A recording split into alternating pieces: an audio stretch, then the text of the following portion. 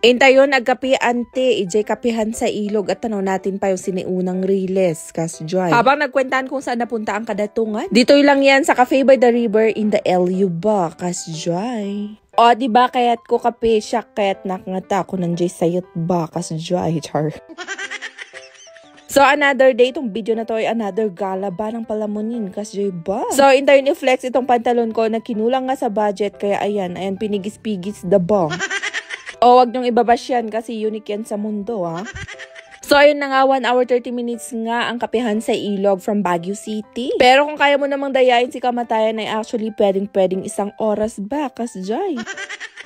Andito na kami sa may La Union and actually makikita mo naman yung Cafe by the River sa may Google Maps, Waze and everything. Huwag lang kayong kabahan kung merong papasok na ganito kasi tama po merong papasokang ganito talaga at huwag kayong malito. Oh yes, kasi wala silang signage ba. Oh yes, kasi medyo may konting papasok from the highway papuntang dito sa may Cafe by the River. And oh yes, by the way, skin check nga muna tayo kasi nag-sunscreen nga lamang yung nilagay ko dyan at wala nang iba. Oh yes, sunscreen nga lamang ng New Glow Babe at konting lipstick. Grabe nga itong sunscreen ng New Glow Babe kasi tignan mo naman para kang naka no makeup. Meron pang cooling effect kaya super perfect nga dito sa may kainitan. Para sa akin mild lang yung amoy niya at hindi pa siya malagkit. Aside from 50 SPF ay meron na nga rin itong Sebactorn kaya naman hindi ka nga lang glowing dito kundi nagla-lightening nga rin. Oh yes, protected na glowing pa, puputi pa, kas Joy ba. O diba para kahit taong galat tayo ay suganda pa rin na di, kas Joy. Gravity actually dumaan nga lang sa FYP ko itong Cafe by the River. Kaya naman sabi ko kay Dada gusto ko nga rin magkape sa may Cafe by the River at sa may Ilugan ba, kas Joy. And in fairness kasi hindi mo kailangan gumastos ng malaki dito kasi affordable lang yung mga tinitinda nila or yung menu nila, kas Joy, or sineserve nila. And by the way, shoutout pala dito sa mga taga Cafe by the River na nakakakilala sa amin. Thank you so much po, sobrang babait ninyo. Agyaman kami ta nagadugayam tagbuybuyan nga taga LU ba, kas Joy. By the way mga kumarite, itong Cafe by the River, ayan, merong pagtong itsanchar. Meron nga silang mini garden at ang dami-dami yung mabasbasa dito. Kasalada ito, kunana kaya't ko kape kaya't nakmot nga tan,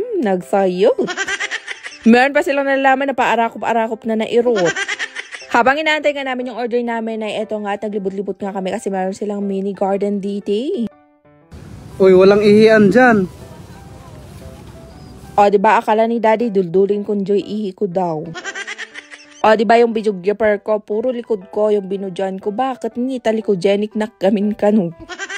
Siyempre, hindi pwedeng hindi tayo mag-selfie. Mabiling ka magtong it's kun syong-syong ka dito yung ngay. Karamihan ngay nag-walk in and bumibili nga ng mga kape or nag-order nga dito and then pagkatapos ay pumunta dun sa may ilog. Sabi nga namin ni Daddy, dito nga muna kami magkape, magtambay and later on dun na sa may ilog. Kaya lang we change our mind kaya naman nung dumating yung order namin, ayan naman sabi ko kay Daddy, tara na nga rin sa may kailugan ba? Oh yes mga kumarites, a few step away nga dito sa may Cafe by the River ay dun na sa may kapehan sa ilog. Karamihan nga nag-order dito and pupunta nga dun sa may ilog ba. Mga 1 to 2 minutes lakad and 30 seconds nga kapag imo-motor ulit. Pero kami dinala na namin yung motor namin dito. Marami din naman paradahan kaya wala kang problema bakas Joy. Yung mga upuan nga ay kailangan natin kumuha dito sa gilid and then pagkatapos ay pwede nating i-valet. And diva, tignan nyo naman nagpintas ante. Eto nga pala yung mga in-order namin sa may Cafe by the River and wala atang umabot ng 600 pesos dyan. In fairness, masarap naman yung coffee nila kaso nga lang masyadong matamis para sa akin. Pero itong kanilang nachos ay goods na goods. Kung hindi nga ako nagkakamali ay pwede kang magdala ng sariling foods dito tas dito na nga rin tumambay. Hindi ko lang sure kung kino-corkage ba nila kas Joy. Comment kayo na lang kung alam nyo ba. Yung iba naman ay nagdadala nga ng sarili nilang camping tent. Kaya naisip ko next time kapag dinala namin sina Ate Ligay, dadalhin namin yung camping tent namin dito. Nagtagal nga kami dito konti para mabutan sana namin yung sunset. Kaso nga lang umambon kaya walang magandang sunset for today's video. Kaya ayan, nagkwentaan na nga lang kami ni Dada ng utang at syempre nagsingilan at nag-awayan kas Joy. Char. O siya, mahuhulaan nyo kaya kung ano na naman ang sinisingil ko kay Dada? Kasi ang makaulam may kiss kay Dada.